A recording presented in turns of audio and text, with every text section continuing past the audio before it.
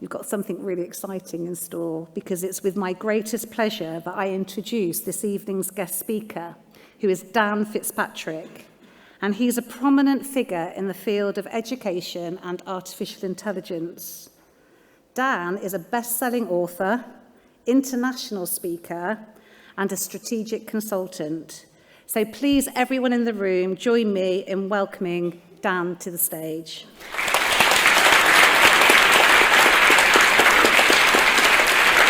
Okay, I better get ready for the City College Plymouth Student Awards, where I'm giving a speech.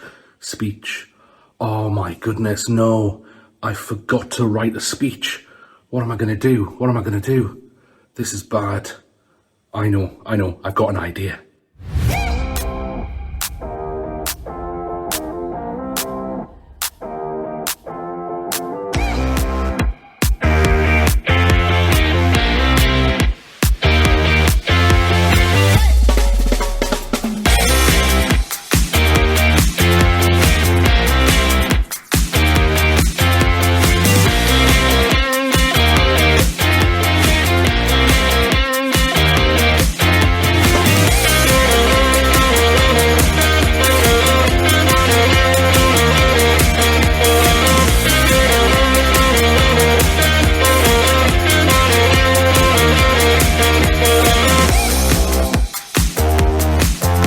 Okay, now I need a presentation. I know, gamma.app.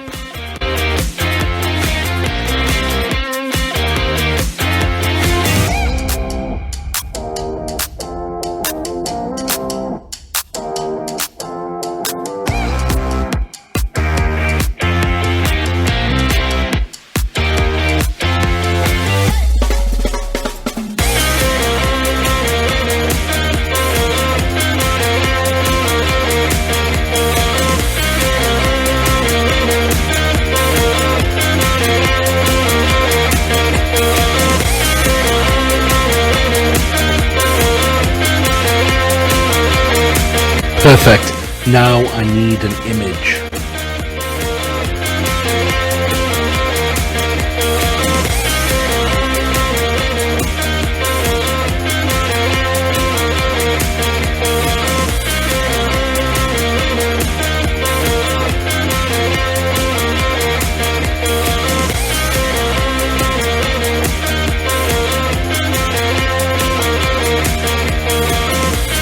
Now let's get AI to create a bespoke song about the award winners to start this speech off.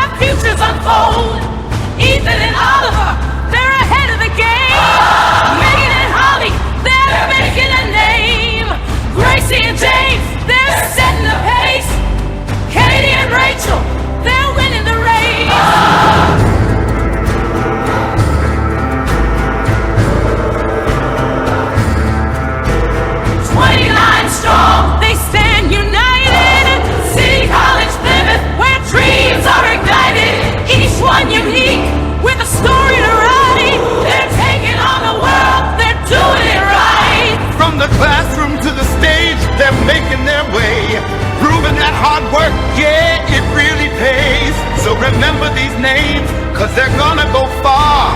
City College Plymouth, brightest star.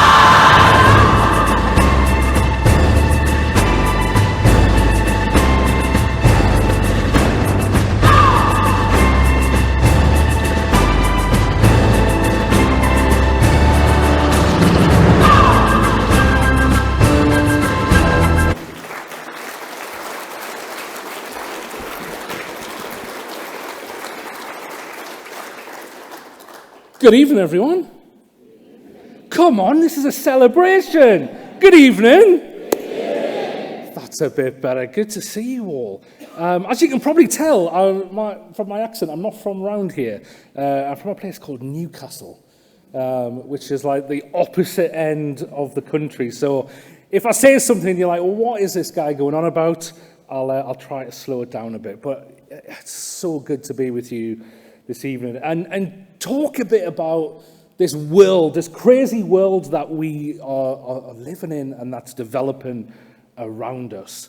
As Jackie said, and thank you so much for having me, Jackie, my work is around artificial intelligence, and I wanted to show you through that video just kind of what was happening, what's capable. I can't write a song. I can't produce a song. I can play a few chords on a guitar, but I can't create what we just heard. And the images and so on.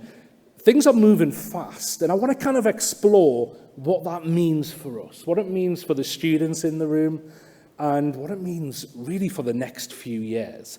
One of the things I'm not going to do is I'm not going to get a crystal ball out and start thinking, what kind of world are we going to be living in? I want to share some things with you that are actually happening, okay? Now, I love this quote. It's about 4 years old now. We're going to get more technological advancements in the next, let's say 6 years, because it's 4 years old, than we have done in the previous 100 years put together.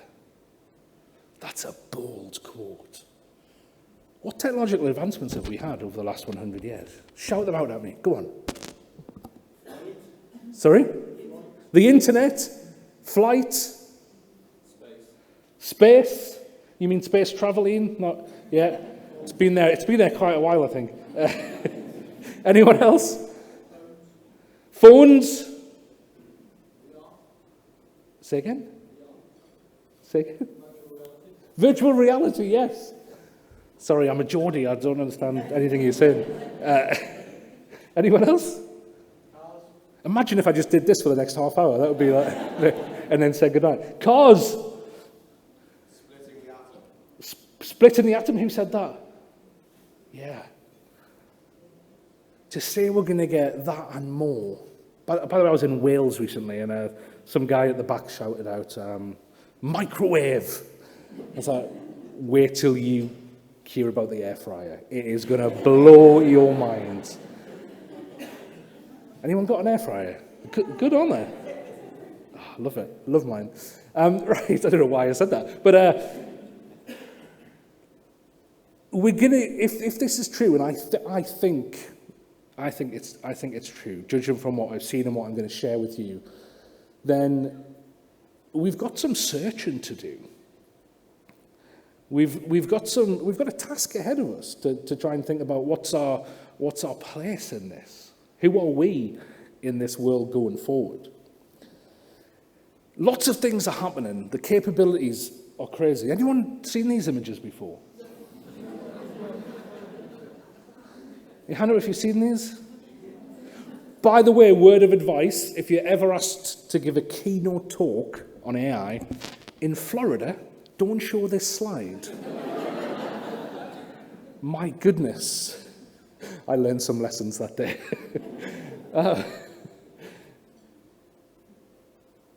I got in that video that you watched, I got it to create an image. And it's very easy to create what we call deep fakes now. And the reason I share this is because what we can create isn't just a nice image. It's not just something that's a bit funny, although a lot of them are. It's something that can really shift groups of people in our society. Anger people in our society. So you can imagine when these first appeared online, a lot of people in America are not too happy about these images. So this technology is powerful as well. Let me show you how powerful it is. Because one of the capabilities I haven't demonstrated is the capability to create video. Now, what you're seeing here is completely created by artificial intelligence. Nothing in this video is real. The people walking around, the coastline, the sea, the fortress, none of that is real. All created with artificial intelligence. This was created with a tool called Sora. When it was first announced that Sora was going to be made, there was a big movie producer in the United States who was just about to invest $800 million into a production company, a Hollywood production company. And he pulled the plug. And said, if this is what we've got now, but this is like the first iterations of this technology. This is what we've got now, then what are we going to have very soon? And kind of made the decision to pull that investment. By the way, people who work in this field, in the field of video generation with AI, think that this will probably be the case, I mean, because the technology pretty much exists already in the next 2 to 5 years. You'll get home from your job, from your studies, whatever it is you're doing. You put Netflix on, and you will simply be able to say something like, hey, Netflix, tonight I want to watch a rom-com. Keep it to about 90 minutes long. Have it set in Plymouth with Brad Pitt, Angelina Jolie, let's say. Let's give it a twist at the end, maybe involving aliens as well. And it will, in real time, be able to create a unique movie for you. So a lot of that technology already exists. It just needs a lot of work, and it needs a lot of development and investment. But we're heading in that direction. Our ability to be able to communicate with people wherever they are in the world without having to learn their language is pretty much a reality now. Let me give you an insight. Congratulations to all of the students who have won awards tonight. They are very much deserved, and I wish you all the best in your future.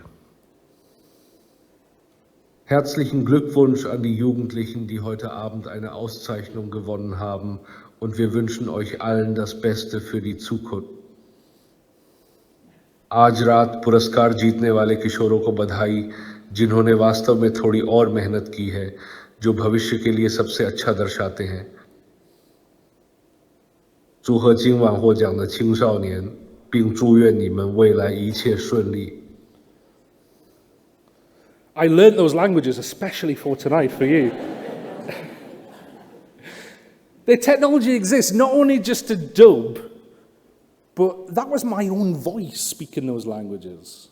And it even changed the movements of the lips and the mouth movement to match what I was saying.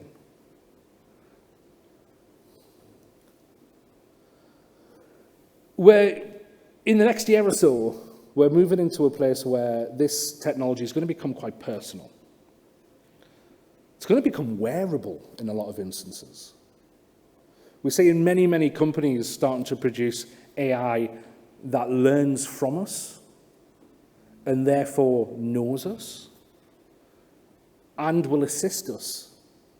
We'll be able to see the world as we see it, hear the world as we hear it, whether it would be in a device like this, in our phone, and then be able to almost live alongside of us. We can ask it questions if we forget something. I'm wearing some of that technology tonight. These are the Ray-Ban Meta sunglasses. And I just want to demonstrate just how powerful this technology is. Okay, so it's going to speak into my ear, but I'm going to pull the microphone close so you can hear it. But if I say, let's start with something very easy, like, hey, Meta, can you tell me what the weather's like today? The current weather in Plymouth is mostly sunny, with a high near 75 degrees Fahrenheit. I didn't say it always told the truth. How bizarre. Everyone over watching Tom Jones is going to be really happy with that, as they're drenched in. Let's ask it something a bit more complex. Hey, Meta, what am I looking at right now?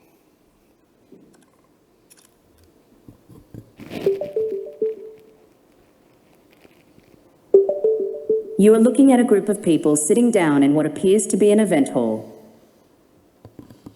Okay, Meta. Can you take a picture of the cover of this book and tell me what it's about? To take a picture, press the capture button once. Okay, Meta. Take a picture. Can you tell me what this book is about? Okay, Meta. In the picture is a book. Tell me what it's about.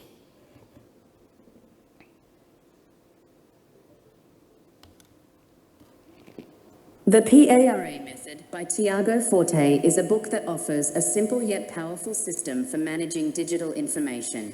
It stands for projects, areas, resources, and archives. Okay, Meta. What are the reviews like for this book? The reviews for the PARA Method are positive, with many readers finding it helpful in organising and managing their digital lives. You can see how this technology, I mean, again, I think these will probably be, I'll probably put them on my shelf in about 6 months' time and they'll be primitive. We're going to have this technology with us. It's going to be able to assist us. Think of people who need that assistance really acutely. People who might be blind. People who need assistance getting around. And not just that, but all of us. To be able to act as that assistant. Now that's wearable technology. This technology is also able to start, how do I put this? There's something called brain technology which is starting to develop. Okay. Has anyone ever used a speech-to-text app? You know, like like a note-taking app. You talk into it and it turns it into text. Some video conferencing technology does it now. If you go into Google Meet, it'll give you a transcript. There's a university in Abu Dhabi at the moment who are working on the world's first thought-to-text tool, where you think the text and it puts it into words for you, using artificial intelligence. Now, does that mean we're going to have to wear this headset if we're going to want to use this technology? Not necessarily. Some of you will have heard over the last few months that a company called Neuralink has successfully installed the first brain-computer interface into a human. Let me just show you a video of the person who they've installed it into. Hey, I'm Nolan. 7 years ago, I dislocated my C4, C5 while swimming in a lake. There were a lot of things to adjust to. Some things I would have never guessed would be difficult became very difficult. It's Nolan's biggest dream right now to become independent. I hope that this study not only helps him to do that, but it also helps technology to advance in quadriplegics. I'm really excited to be a part of this Neuralink project. I want to help out people down the road as much as I can.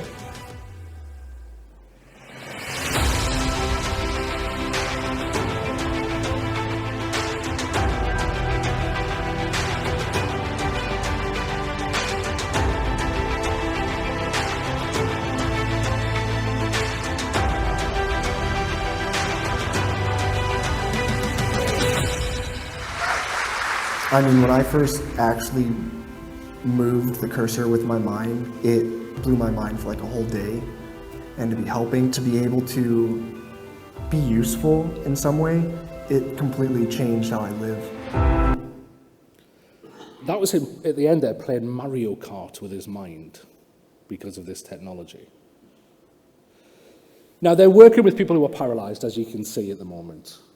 But be in no doubt, this will become a consumer product eventually. Any volunteers? No one? There's always at least someone. It's interesting, I think if we all got back together, let's say 5 years' time and had this same interaction, I think the dial would have shifted a bit once we start to see some of the benefits of this. Now, it's not just, I think, I'm taking you on a bit of a journey here. So we're going from kind of AI on our computers and our mobile phones, wearable AI, to actual AI being integrated with who we are. just started talking to me there. I don't even wear glasses. Let me take them off. That's much better. Right.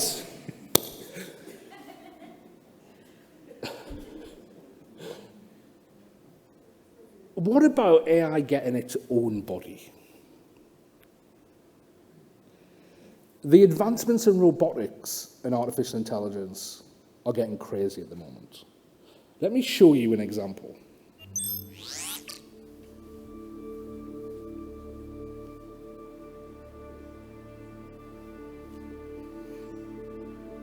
Hey, Figure One, what do you see right now? I see a red apple on a plate in the center of the table, a drying rack with cups and a plate, and you standing nearby with your hand on the table. Great, can I have something to eat? Sure thing.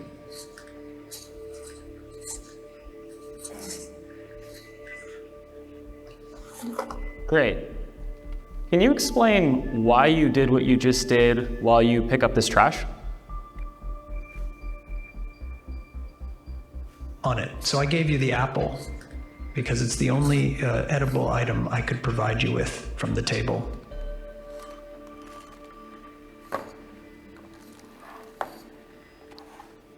Great. So, based on the scene right now, where do you think the dishes in front of you go next?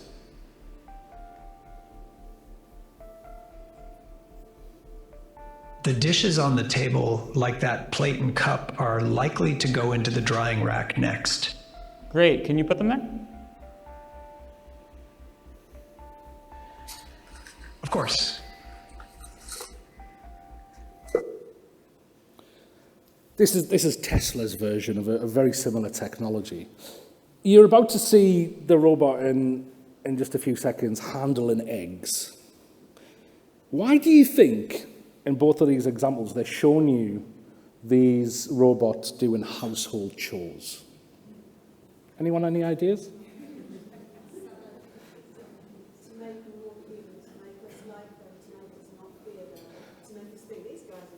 Okay, so it could be so that we don't fear them. Carers. It's carers, maybe?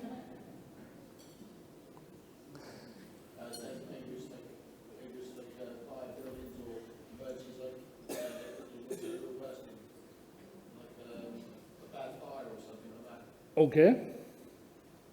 There's so many uses, isn't there? Elon Musk, whose company Tesla created this one, has said that he wants this to be available to the general public in about 3 years' time for about the price of a car.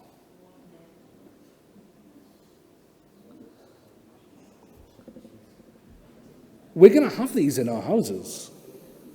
While you're at work, they're going to be doing the dishes, hoovering up, preparing your dinner for when you get home. While you're having your dinner, you could have an intellectual conversation with it at the same time. Remember what I said before? I'm not getting out a crystal ball here. This is technology that exists and is being worked on right now. What does it mean for us? Let's come back down to earth a bit. Now, I don't know about you, I was a teacher in a high school the first year of COVID. And I was in a position where I could see a huge divide in digital capability. We had students who could use could use technology really well, had access to good technology, and then the complete opposite. That divide is going to become a gulf. Because if you think about it, if you can collaborate with this AI, use it well, and have got access to good AI tools, you're going to be able to do so much more. So much more. And then by default, every time the technology gets better, you'll be able to do a bit more. Those without access, those who don't have the skills to use it well, are going to stay where they are. This was a study done by MIT and Harvard last year where they found that consultants, it was a very small study group, but they found consultants using AI finished 12% more tasks on average, completed tasks 25% more quickly and produced 40% higher quality results than those who weren't using AI. Again, those percentages are going to creep up. Every day the technology gets better. So what do we do? What do we do? Because you'll notice I'm saying the word collaborate quite a bit. A lot of the evidence is suggesting, contrary to what the media will tell you, a lot of the headlines in the media will say this technology is coming to take over. It's going to replace. Actually, most people who work with AI don't really think like that. It's more of a collaboration. It's human skills with the AI getting to a new place, creating something new. And I think amongst this, we have to discover who we are. Who's the authentic you? I mean, let me give you a quick example. A lot of people, especially in education, get really worried about AI because AI can write the essay for you. In my head there, I was about to say, any students in the room used AI to complete some work for them recently? I'll not do that. I'll not do it. We might have to take some of those awards back. We'll not do it. But there's a genuine question there. If AI can help us out so much, how is our authentic self being represented? Which I think you'll agree with me is really important. Now, I want to share with you, when I work with schools, colleges, universities, I use a methodology with them to look at how do they prepare for the future. The great thing is that methodology can work personally as well. And I think really sums up kind of where we need to go. Let me give you some context for this first. So I remember when I became an assistant head teacher of a school. And there was a head teacher from another school came in to do some mentoring. And I remember sitting down with her, and the first question she asked me was, what's your out? What's your out? And I was thinking, what? What's my out? I don't know what my out is. I want to be an assistant head teacher at this school and put a lot into my job. Why are you asking me how am I going to get out of this job? And she said to me, she said, everybody needs an out. And it stayed with me since. And I think what she meant was, we need to have options. It doesn't matter if you're in the best job in the world and you love that job.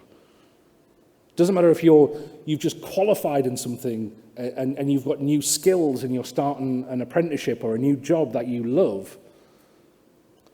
I think it's vital. Her name was Christine. I think using Christine's advice, it's vital that we all have in the back of our mind somewhere that thought of, okay, but what else? What else is there?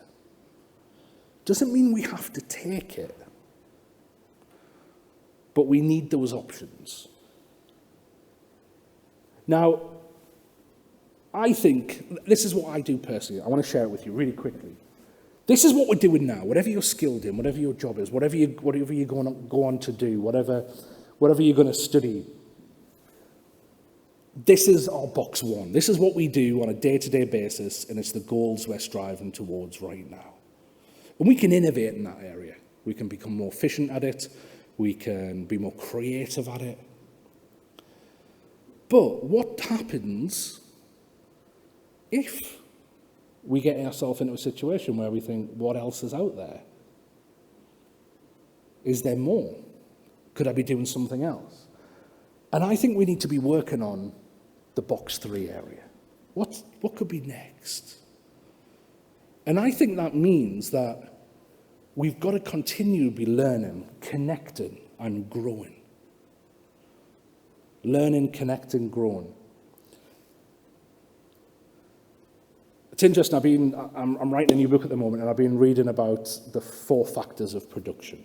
If you look into it, it's kind of like the 4 traditional factors of how do you gain wealth? How do you produce? All right, and it's kind of goes back over the last few hundred years.